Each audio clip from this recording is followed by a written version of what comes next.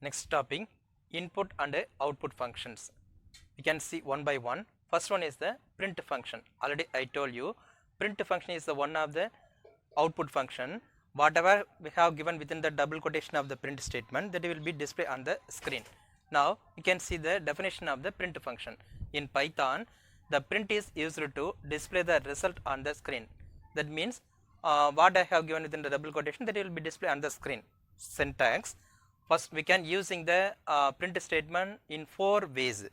First one method, string to be displayed as output, that is the prompt string.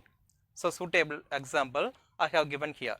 Print within the double quotation what I have given, welcome to Python, that is a string to be displayed as the output, that content only welcome to Python. After I pressing the enter key, how it will be displayed, that means welcome to Python. That is the first one example. Second one, print variable. So second one example, x equal to 5, the value 5 is assigned to x. Second one, y equal to 6, the value 6 assigned to y. And the third one, that is the calculation part, is that equal to x plus y. X value already I assigned as 5, y value already I assigned as 6. So 5 plus 6, 11. 11 is stored in z. Now I using the second method, print variable, that is the print z is the variable. So after I pressing the enter key, how it will be displayed is the answer is 11. So x, y and z, that is the variables. So what value stored in z means 11, 11 is the answer. Next one is the third one. Third one method, print string to be displayed as output, that is the prompt string, comma variable. That is the third one method is a combination of the first two, string to be displayed as the output, that is the first one. Next one is the variable after the comma symbol. So third one example what they have given, print the sum equal to, the sum till the equal to, how it will be displayed, that means within the double quotation. After that is the comma, z is the variable. So how it will be displayed, the output means the sum equal to, within the double quotation the same message display on the screen, the sum equal to. Is that value, what value is stored there means is 11. 11 is the answer. That is the third one method example. Next one, fourth method, print string 1. String 1 they have given within the double quotation, comma variable, comma string 2. String 2 within the double quotation they have given, comma variable. And next one is the string 3 within the double quotation they have given, etc. So many variables we can using here. So fourth one method, how what they have given the example means print the sum of, that is a string 1 within the double quotation they have given the sum of. So next one is the x is the variable.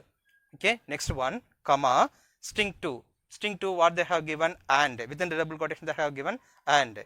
Next one is a comma, they are used as comma variable. Why variable what they have given is a y. Next one after the variable they are used is a comma. So now I follow this a comma. Next one string 3. String 3 what I have given means is, that is a double quotation they have given. Next one comma z is the variable. How it will be displayed, the answer means the sum of they have given within double quotation. So the three words it will be the same manner, it will be displayed there, the sum of. Next one is the x value is a 5. 5 it will be displayed there. Next one within the double quotation what they have given, and is displayed there. Print the variable is the y. Y value, what value assigned there means 6. 6 is stored there. Next one is the is within the double quotation they have given, the same message it will display as is. Last one is the z. In z what value stored there means 11. So it will be printed as 11. So the last one is the output, the sum of 5 and 6 is 11. That is the last one method example. Next topic, input function. Definition of the input function. Input function is used to accept data as input at runtime. Actually we can get the input value in two ways. First one is the assigning the value in program itself.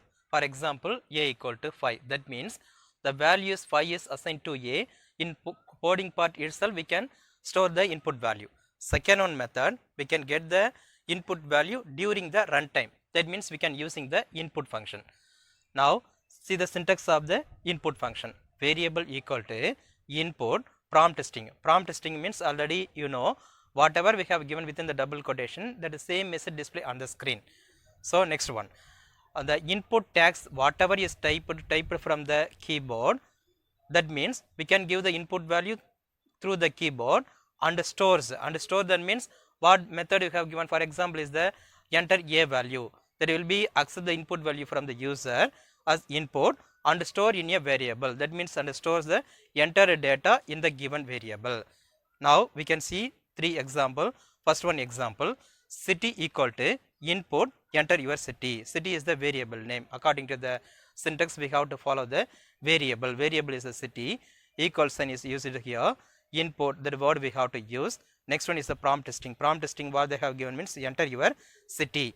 Now if I run this program, how it will be displayed the output means enter your city. Within the double quotation bar they have given enter your city. Enter your city is displayed there. And next one is the Chidambaram. Chidambaram is the input value we can give through the keyboard.